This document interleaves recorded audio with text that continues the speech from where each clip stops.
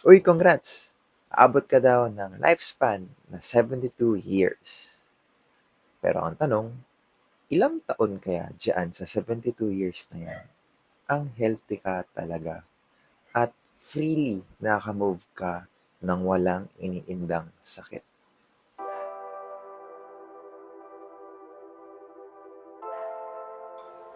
Welcome back to the Brewing a Better You, a podcast about navigating life in your 30s, one pace at a time. In this podcast, we'll talk about adulting, personal growth, life realizations, shared by someone who's navigating the uncertainties of his 30s as well, now relating life like a marathon journey. So last week, we talked about a trend, a data came from the World Health Organization na humahaba na daw ang buhay ng mga Pilipino. Noong 2005, nasa 68.4 years. Noong 2015 is na 69.5. Then, noong 2025, 71.9 years na. Pero ang alarming dito is that lumiliit naman ang dami ng population ng mga nasa 14 years old pa ba. We also discussed na paano kaya tayong mga nasa 30s 'pag tayo na yung maggagamit ng pensyon ng gobyerno, 'pag tayo na yung matatanda, tayo na sa senior, kaya ba tayong suportahan sa tax system natin if kokonti na lang yung workforce, assuming na magtuloy-tuloy yung trend, magtuloy-tuloy yung trend ng mga bata is lumiliit. So can we really rely on our government-funded pension program? So aside dito, here's another problem na makita natin with the data na humahabang lifespan ng mga Pilipino. Most people nowadays confuse living longer with living healthy. So ang real question with this data that we have is that having a longer life is the same as having a healthy life. So let's define first, ano ba yung two important terms for today's episode? Life expectancy and health expectancy, healthy life expectancy. So, life expectancy or lifespan, ito yung average number of years na ang isang taong bagong panganak is expected na mabubuhay. While health span naman or healthy life expectancy is ito yung average number of years na ang isang tao would expect to have full health, walang sakit, generally healthy, active, and free from chronic or serious free from serious or chronic illness. So take note, I'm no doctor nor statistician. I'm just basing all my thoughts today on the data na nakita ko sa internet from the WHO. So we're talking the difference between lifespan and health span. So based on the definitions ng two terms, a longer lifespan doesn't necessarily mean na healthy ka sa buong buhay mo, sa buong lifespan mo. Kaya kung iisipin, kung saan papunta ang mga Pilipino ngayon, now we're probably having a longer lifespan as years go by, ang tanong doon is, kamusta yung quality of life that we have? Healthy ba talaga tayo pagtanda natin? Kasi with all the stresses, with all the problems na iniinda natin today as someone in your 30s, ang dami na natin feel, ang dami na nating uh, na-encounter na problem sa buhay. It doesn't mean that we'll be healthy on those extra years that we'll be having as we age. Kasi kung hindi makakasabay yung health span natin sa lifespan natin, aanhin natin ngayon yung extra years na we're having, that we're living, if hindi naman natin kaya ma-manage yung medical conditions, medical costs, na hindi na tayo makamove freely from one place to another, etc. Na sana yung extra years na meron tayong matatanggap, na-enjoy ba talaga natin yung buhay natin? So, why is it important for us nasa 30s today? Kasi ito yung major problem natin ngayon. Most 30s nowadays are behaving as if they are sprinters. So, we're relating ngayon it and running. They are sprinting today at the expense of there tomorrow. Nage, work, work, then play hard.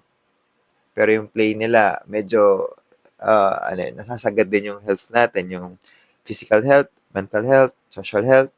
So, hindi na balance. Pero, ngayon, we are at the peak of our career, and also peak of our stresses. As someone in our 30s, ang dami naging adjustments. Our parents are not getting any younger. Then, some of us have already kids. So, kailangan din supportahan yung growth and development ng mga bata. So, dami nangyari. Dami nangyari sa buhay natin. And yun, nasasagad tuloy tayo ngayon. Ang problem ngayon dyan is, hindi natin na-feel today. Kasi our bodies could still cope with all that's happening. Pero sooner or later, baka bawian tayo, lalo na pagtanda natin. So, how can we address all of these things today? So, first thing you have to do is to really make time for your health. You have to shift from being a sprinter to a marathoner mindset. Hindi lang tayo titingin sa present na, kinakaya ko naman today, kinakaya naman katawan ko. Kahit na 6 hours na yung pahinga ko, babawi na lang sa weekend. Pero it doesn't work like that. Kaya, kailangan mo rin tignan yung health mo. So, we have to pace ourselves sa work, how we take care of our body, sa food, lalo na if mahilig ka mag-fast food. So, medyo, lalo na very accessible talaga ang fast food sa Pilipinas. Unlike sa ibang bansa. If you've gone to another country, Taiwan, South Korea, China, ito pa rin mga napuntahan ko, hindi ganun ka-accessible ang mga fast food sa kanila. Diba? So, also, you have to pace ourselves sa business and also sa mga rest. Very important ang rest sa atin. And most of all, it will all boil down also, part of the big picture is yung finances din. So, important to lahat ng mga nabanggit ko. Pero you have to take care of your body as well. Kasi ito ang only money-making machine that you'll have. And ito rin dadalin mong katawan pagtanda. So, dala-dala mo lahat ng decisions mo today with all your choices today. Magte-take effect yan if you're doing great. If you're choosing better options today, di better yung life mo in the future. Basta, take care of your health. So, kasi if hindi ka mag-make time today for your health, it will force you to take time pero sa hindi kaaya-ayang way na inaasahan mo.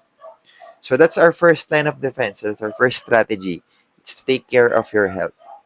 Then aside dyan, we also have to set up our second strategy. And it's how to create a protection planning. Ito kasi madalas na blind spot sa ating mga nasa 30s that funding on enough savings or building a traditional investment portfolio is a great strategy. Pero ang problem kasi dito, pag magkaroon ka ng serious illness or long-term health or hindi ka na capable to actively work compared before, you have to liquidate all your investments para lang gumaling or makagalaw, bumili ng kung ano-ano para ma-therapy, etc. Ano nga ba yung purpose? Bakit ka nag-invest? Bakit ka nag-start ng funding ng savings mo? Diba, usually it's for your retirement, for your travel, for your educational funding ng mga anak, your dream purchases mo, but never for medical bills. Kaya ang goal ng second strategy is to separate your wealth fund and also your health fund. Kasi you don't want to use your investments to fund your medical bills, your health recovery. Kasi ang gusto mo, ang purpose talaga ng wealth fund mo is to fund your retirement when we reach our golden years. So ito yung takeaway with the data that we could see.